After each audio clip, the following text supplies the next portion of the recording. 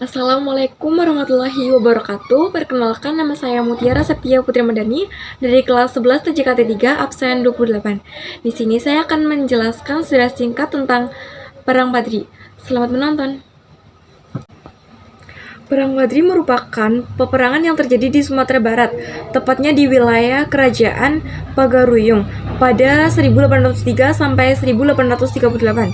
Awalnya terjadi karena adanya perbedaan prinsip mengenai agama antara kaum Badri dengan kaum adat. Namun, lama-lama Perang Badri menjadi perjuangan melawan penjajah Belanda.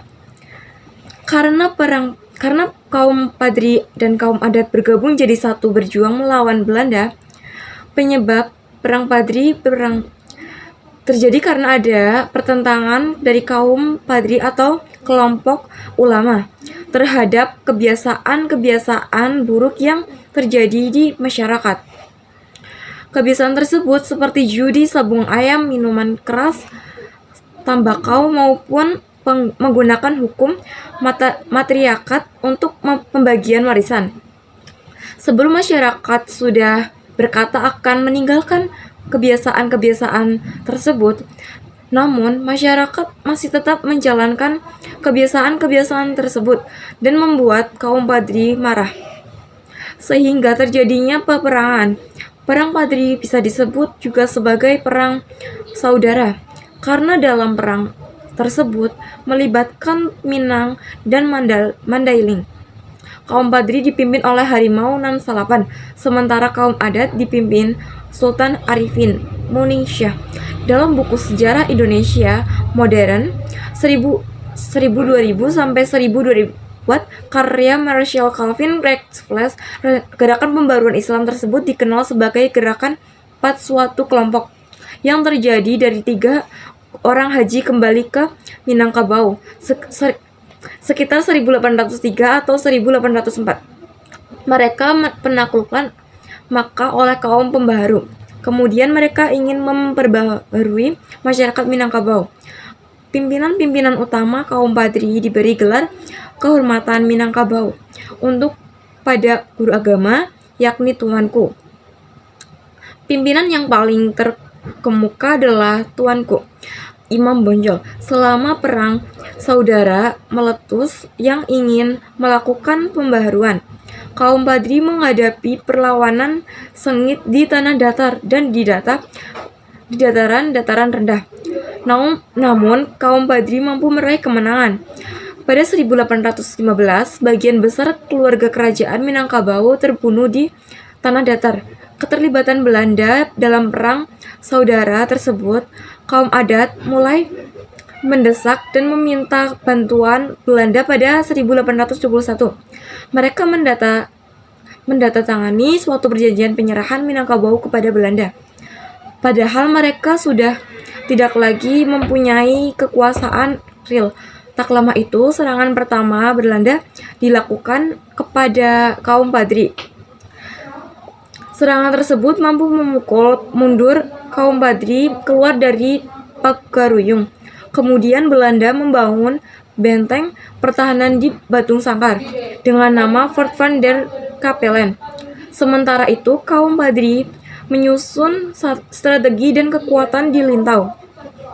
Pada 1822, pasukan Belanda yang dipimpin Kapten Gouvinet oleh kaum Padri. Dalam peristiwa itu, Kapten Gouvinet terluka dan tewas. Pada September 1822, Belanda kembali ke Batu Sangkar setelah tertekan oleh serangan kaum Padri yang dipimpin Tuanku Nan Renceh. Namun, keterlibatan Belanda membuat keadaan semakin kacau dan rumit, karena Belanda malah ikut mencampuri kaum adat.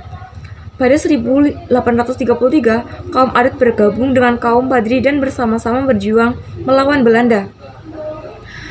Gencatan senjata pada Januari 1825 terjadi gencatan senjata dengan adanya perjanjian Masang.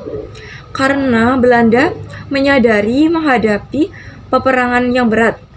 Apalagi di waktu yang bersamaan Belanda juga sedang menghadapi perang di Eropa dan melawan Pangeran Diponegoro di Jawa yang mengeluarkan biaya banyak.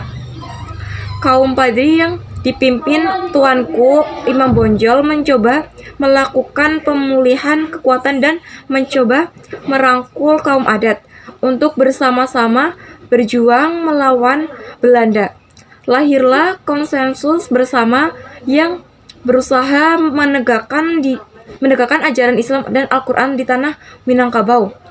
Belanda menutup pesisir barat yang merupakan garis bantuan ekonomi dan pesisir timur yang merupakan pintu gerbang perdagangan Minangkabau.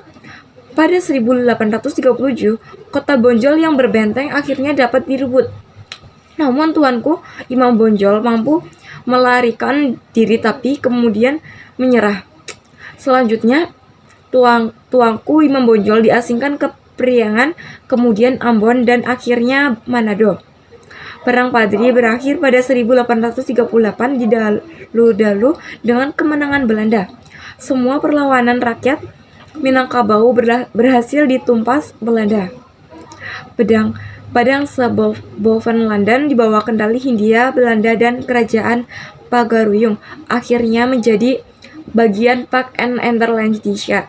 Selanjutnya Belanda mampu menguasai Minangkabau dan mengandalkan kepada adat penghulu.